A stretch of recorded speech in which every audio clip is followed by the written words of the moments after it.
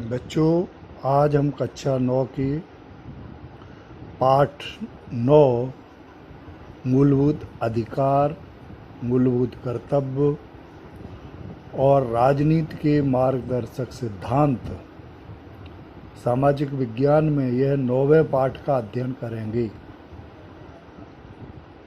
पिछले पाठ 8 में प्रस्तावना और उसके मुख्य आधार स्तंभों के बारे में पढ़ चुके। इसमें पहले नंबर पर आता है मानव अधिकार। मानव अधिकार व्यक्ति को उस देश में रहने के लिए, उसके सर्वांगीण विकास के लिए उसमें जो सहायक हों ऐसी सामाजिक परिस्थिति जो हमेशा चलती रहे, नागरिक बिना किसी भेदभाव के अधिकारों का उपभोग करता है। व्यक्ति को मनुष्य के रूप में जन्म के साथ अनेक मूलभूत अधिकार प्राप्त हो जाते हैं। ऐसे अधिकारों को मानव अधिकार कहते हैं। संयुक्त राष्ट्र की महासभा ने 10 दिसंबर 1948 की मानव अधिकारों का घोषणा पत्र प्रकाशित किया।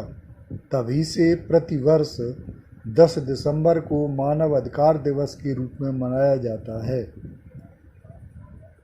इन मानव अधिकारों की घोषणा का उद्देश्य मानव के अधिकारों को कानूनी सुरक्षा प्रदान कर उनका संविधान में समावेश किया गया उन अधिकारों को मूलभूत अधिकार कहते हैं। अर्थात संविधान में जिनका समावेश किया गया, कानूनी दर्जा दे दिया गया, तो मूलभूत अधिकार हो गए। भारत के लोगों को ये 6 मूलभूत अधिकार प्राप्त है। राष्ट्र की स्थिरता, व्यक्ति स्वातंत्र की सुरक्षा, तानाशाही शासन के समक्ष रक्षण के लिए मूलभूत अधिकार आवश्यक हैं। इनमें पहले नंबर पर आता है समानता का अधिकार, स्वतंत्रता का अधिकार, शोषण के विरुद्ध अधिकार, धार्मिक स्वतंत्रता का अधिकार, सांस्कृतिक या शैक्षणिक अधिकार और संवैधानिक उपचार का अधिकार। समानता का अधिकार, भारत में रहने वाले सभी लोग कानून के समक्ष समानता का अधिकार दिया गया है। सभी लोगों का इसमें समावेश किया जाता है। सरकार किसी भी व्यक्ति के बीच में, व्यक्ति या व्यक्तियों के बीच में जाति, धर्म, भाषा, लिंग, आय, जन्म स्थान के रूप में कोई भेदभाव नहीं करती है। कानून में सभी लोग जो है वो समान हैं। तो इस तरह से जो है इसमें कोई उल्लंघन किसी बात का नहीं किया जाता है। इस तरह से जो है सभी लोग समान रूप के फैसले जो है न्यायालय अपने अधीन लेकर के करते हैं और कुछ उसमें जो है सभी के लिए समान है, कोई ऊंचा नीचा छोटा बड़ा ऐसा नहीं है। तो ये समानता का अधिकार। दूसरे नंबर पर आता है स्वतंत्रता का अधिकार।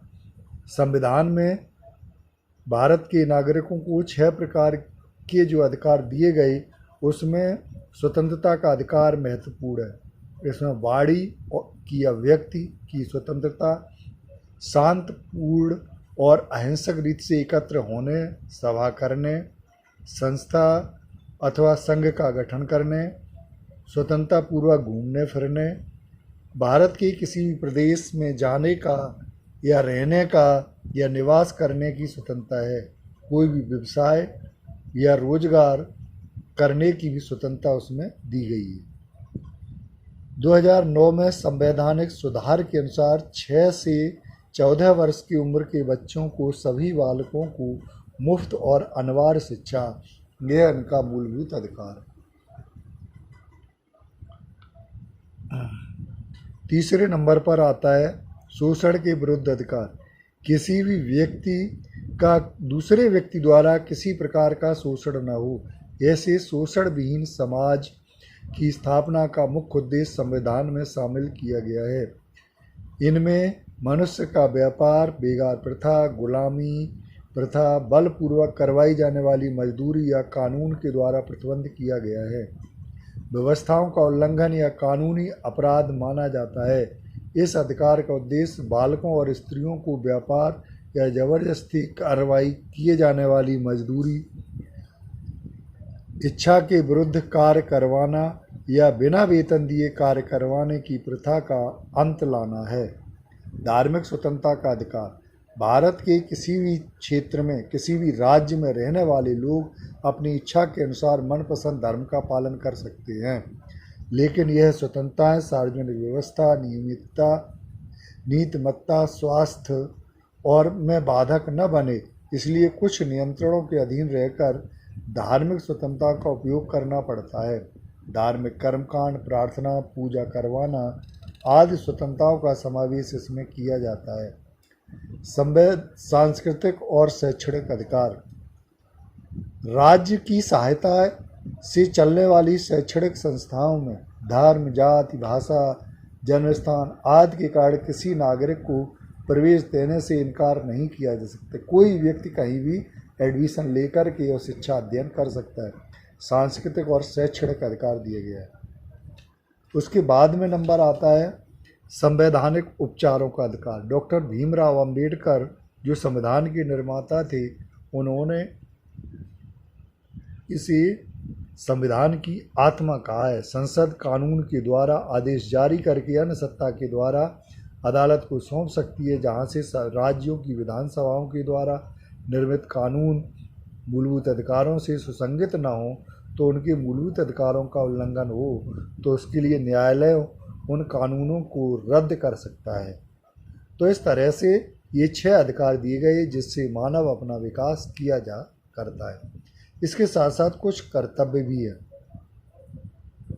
इन कर्तव्यों में प्रत्येक व्यक्ति को देश प्रेम, राष्ट्रीय भावना और उच्च आदर्शों का समावेश इसमें किया जाता है। देश की अखंडता और सार्वभौमिकता सुरक्षा यथासंभव हो सके उसमें योगदान करे। यह जो है व्यक्ति का पहला कर्तव्य है कि वह देश के प्रति वफादार रहे।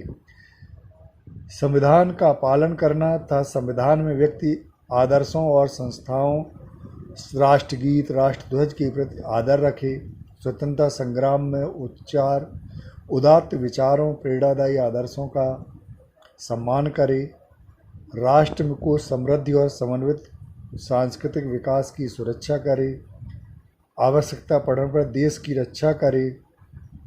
जंगल, सरोवर, नदियाँ, वन्यजीव, प्राकृतिक पर्यावरण की रक्षा करे। वैज्ञानिक दृष्टिकोण अपनाए। अनुसंधान वृत्ति का विकास करे। सार्वजनिक संपत्ति की सुरक्षा करे। इस तरह के कर्तव्य हैं। राजनीति के मार्गदर्शक सिद्धांतों में इसमें अनेक पहलुओं का समावेश किया जाता है। इन मार्गदर्शक सिद्धांतों का उद्देश्य वर्तमान तथा भविष्य में केंद्र तथा राज्यों द्वारा अलग अलग नीति विषयों के क्षेत्रों का समावेश किया जाता है। इनमें कुछ आर्थिक होते। आर्थिक संबंध में सभी नागरिकों को महत्तम कल्याण के उद्देश्य पूर्ण हो, इस प्रकार से समाज के भौतिक संसाधनों की मालिकी तथा नियंत्रण का विकास करना होता है। दूसरा, पुरुषों और स्त्रियों को समान काम के लिए समान वेतन प्राप्त हो, ऐसा राज्य ऐसा प्रयास करेंगे, यानी सभी को समान रूप से देखा जाए। सामाजिक नीतियों में जो है अनुसूचित जाति, अनुसूचित जनजाति, वंचित समूह, समाज के कमजोर वर्गों को शैक्षणिक और आर्थिक हितों का विकास के लिए यह किए गए। राज्य की विदेश नीति में स्थापना के लिए आवश्यक कदम उठाए गए। स्वराज की एक इकाई के रूप में कार्य कर सके इसलिए आवश्यक सत्ता और अधिकांश आर्थिक सहायता प्रदान की गई।